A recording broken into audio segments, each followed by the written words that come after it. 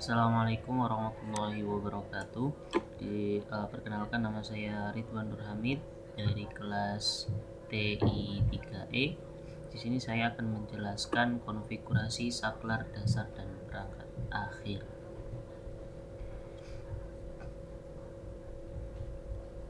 Apa yang akan dipelajari dari modul ini?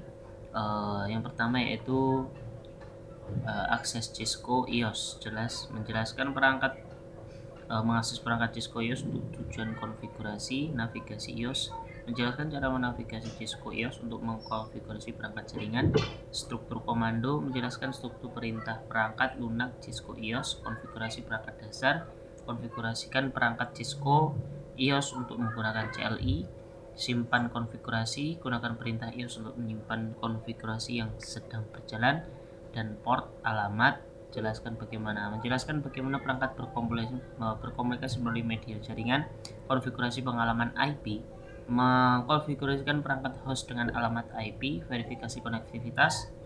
Tujuannya yaitu verifikasi konektivitas antara dua perangkat akhir. Selanjutnya, akses Cisco IOS. Akses Cisco IOS yang pertama yaitu sistem operasi. Semua perangkat akhir dan perangkat jaringan memerlukan sistem operasi atau operating system. Seperti yang ditunjukkan pada gambar, bagian operating system yang berinteraksi dengan langsung dengan perangkat keras komputer disebut kernel. Bagian yang berinteraksi dengan aplikasi dan pengguna dikenal sebagai shell. Pengguna dapat berinteraksi dengan shell menggunakan antarmuka basis perintah atau CLI atau antarmuka pengguna grafis atau GUI. Ini contohnya penggunaan antarmuka. Di sini ada perangkat keras, inti, dan karang. Sel antarmuka, pengguna yang memungkinkan pengguna meminta tugas tertentu dari komputer. Permintaan ini dapat dilakukan mulai antarmuka CLI atau GUI. Kernel, berkomunikasi antara perangkat keras dan perangkat lunak komputer dan mengatur bagaimana sumber daya perangkat keras digunakan untuk memenuhi kebutuhan perangkat lunak. Selanjutnya itu perangkat keras, bagian fisik komputer termasuk elektronik yang mendasarinya. Saat menggunakan CLI, pengguna berinteraksi langsung dengan sistem dan dalam lingkungan berbasis teks dan memasukkan perintah pada keyboard pada prompt perintah. Seperti yang ditunjukkan pada contoh, sistem menjalankan perintah seringkali memberikan keluaran tekstual. CLI hanya memerlukan sedikit overhead untuk beroperasi, namun hal ini mengharuskan pengguna memiliki pengetahuan tentang struktur perintah dasar yang mengontrol sistem. Yang kedua yaitu GUI. GUI seperti Windows, Mac OS, Linux, KDE, Apple iOS, atau Android yang memungkinkan pengguna berinteraksi dengan sistem menggunakan lingkungan icon grafis, menu, dan jendela. Contoh GUI pada gambar lebih mudah digunakan untuk memerlukan lebih sedikit pengetahuan tentang struktur perintah dasar yang mengendalikan sistem, karena alasan ini sebagian besar pengguna mengendalikan lingkungan GUI. Namun GUI mungkin tidak selalu dapat menyediakan semua fitur yang tersedia pada CLI. GUI juga bisa gagal, crash, atau tidak beroperasi sebagaimana yang ditentukan. Karena alasan ini, perangkat jaringan biasanya diakses melalui CLI. CLI kurang intensif sebenarnya, sumber daya, dan sangat stabil jika dibandingkan dengan GUI. Keluarga sistem operasi jaringan yang digunakan pada banyak perangkat Cisco disebut Cisco Interworld Operating System atau disingkat iOS. Cisco iOS digunakan pada banyak router dan switch Cisco terlepas dari jenis atau ukuran perangkatnya. Setiap router, perangkat, atau jenis switch menggunakan versi Cisco iOS yang berbeda. Sistem operasi Cisco lainnya termasuk iOS XE, iOS XR, dan NX Operating System. Catatan sistem operasi pada router rumah biasanya disebut firmware. Metode paling untuk mengkonfigurasi router rumah adalah dengan menggunakan GUI berbasis browser web. Selanjutnya yaitu tujuan sebuah operating system. Sistem operasi jaringan mirip dengan sistem operasi PC. Melalui GUI, sistem operasi PC memungkinkan pengguna untuk melakukan hal berikut.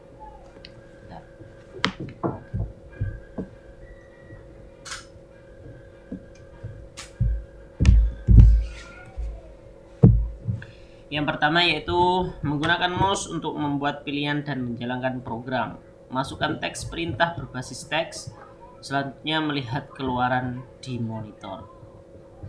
Operating system berbasis CLI, misalnya Cisco IOS pada switch atau router, memungkinkan teknisi jaringan untuk melakukan hal berikut: menggunakan keyboard untuk menjalankan program jaringan berbasis CLI, menggunakan keyboard untuk memasukkan teks dan perintah berbasis teks, dan melihat keluaran dari monitor. Perangkat jaringan Cisco menjelaskan versi tertentu dari Cisco IOS. Versi IOS bergantung pada jenis perangkat yang digunakan dan fitur yang diperlukan. Meskipun semua perangkat dilengkapi dengan iOS dan rangkaian tertentu fitur default, versi iOS atau rangkaian fitur dapat ditingkatkan untuk memperoleh kemampuan tambahan. Gambar tersebut menampilkan daftar rilis perangkat lunak iOS untuk Cisco Catalyst 2960 Switch. Contoh unduhan perangkat lunak Cisco. Selanjutnya, metode akses. Switch akan meneruskan lalu lintas secara default dan tidak perlu dikonfigurasi secara eksklusif untuk beroperasi. Misalnya, dua host terkonfigurasi yang terhubung ke switch baru yang sama akan dapat berkomunikasi. Terlepas dari perilaku default switch baru, semua switch harus dikonfigurasi dan diamankan. Di sini ada 3 metode, yaitu metode menghibur. Keterangannya ini adalah port management fisik yang menyediakan akses out of band ke perangkat Cisco. Akses out of band mengaku pada akses melalui saluran manajemen khusus yang digunakan untuk tujuan pemeliharaan perangkat saja. Keuntungan menggunakan port konsol adalah perangkat dapat diakses meskipun tidak ada layanan jaringan yang dikonfigurasi seperti melakukan konfigurasi awal. Komputer yang menjalankan perangkat lunak, emulasi terminal, dan kabel konsol khusus untuk menyambung ke perangkat diperlukan untuk sambungan konsol.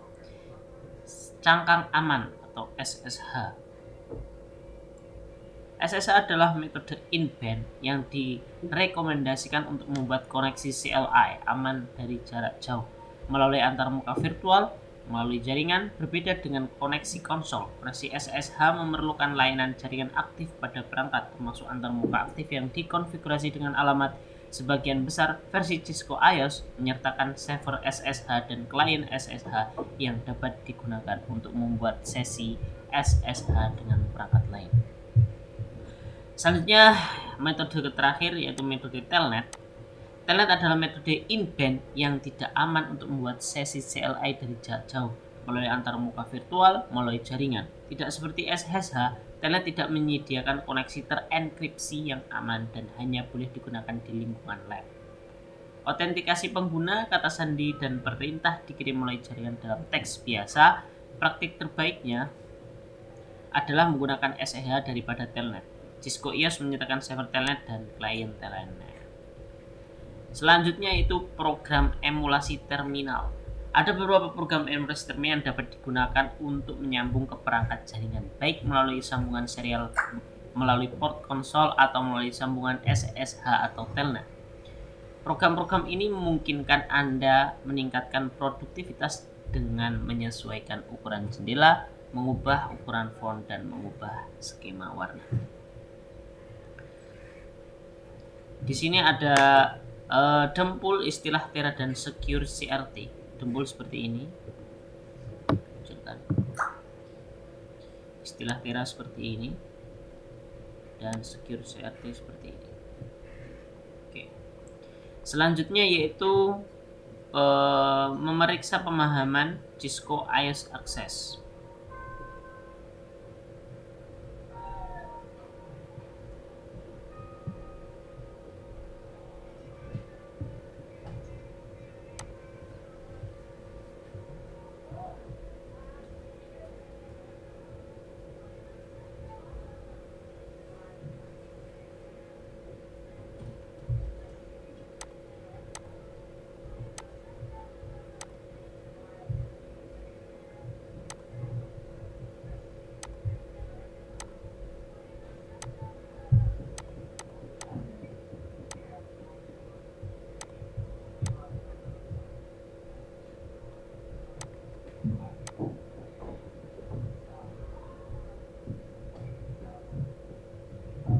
Oke, selanjutnya yaitu navigasi iOS. Mode perintah utama yaitu pada topik sebelumnya Anda mempelajari bahwa semua perangkat jaringan memerlukan operating system dan dapat dikonfigurasi menggunakan CLI atau CUI Penggunaan CLI dapat memberikan administrator jaringan kontrol dan fleksibilitas yang lebih tepat dibandingkan dengan menggunakan GUI.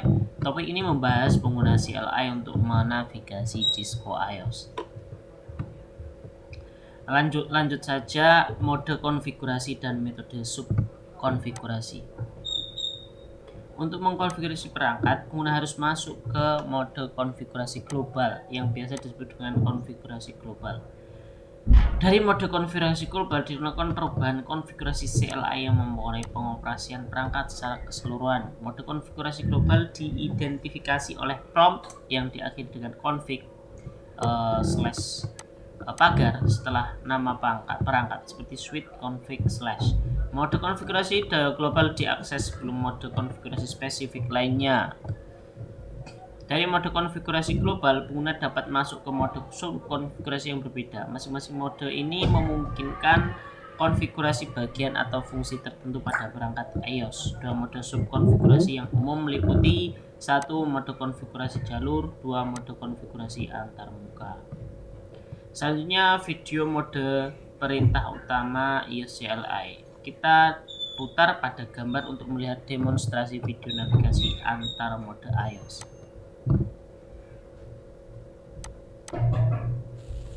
Let's examine the Cisco iOS command modes.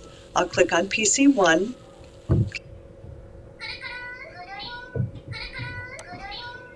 Selanjutnya itu menavigasi antar mode iOS.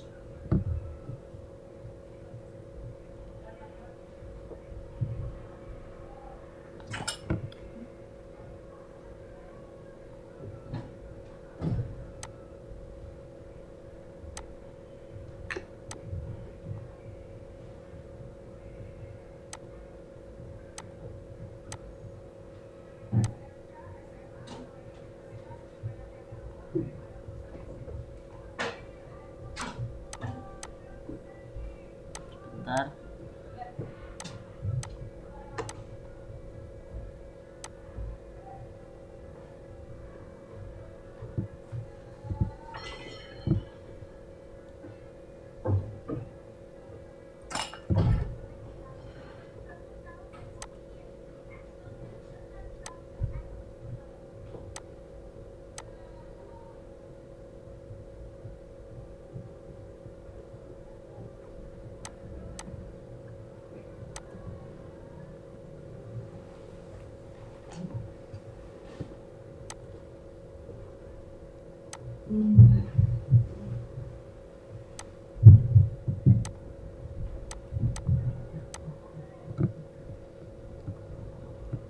Menavigasi antar mode iOS. Berbagai perintah digunakan untuk masuk dan keluar dari prompt perintah untuk berpindah dari mode EXEC pengguna ke mode EXEC istimewa. Menggunakan perintah aktifkan, menggunakan perintah menonaktifkan mode EXEC istimewa untuk kembali ke mode EXEC pengguna. Selanjutnya video menavigasi antar mode iOS seperti ini. Selanjutnya catatan tentang aktivitas pemeriksa sintaks. Pemeriksa sintaks menavigasi antara mode iOS seperti ini. Periksa pemahaman Anda, mode konfigurasi global, ini. Memeriksa semua masalah.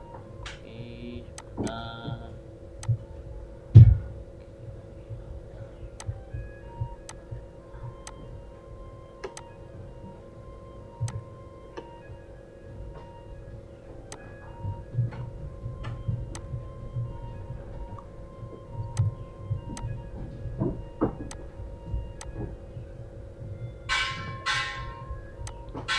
Oke, selanjutnya yaitu struktur perintah dasar.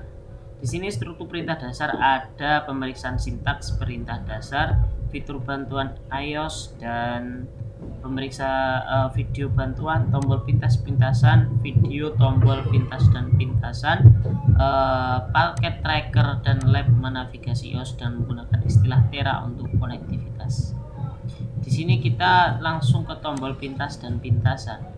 Tab menyelesaikan sebagai entry perintah, menghapus sebagai ini seperti yang ada di keyboard kita sekarang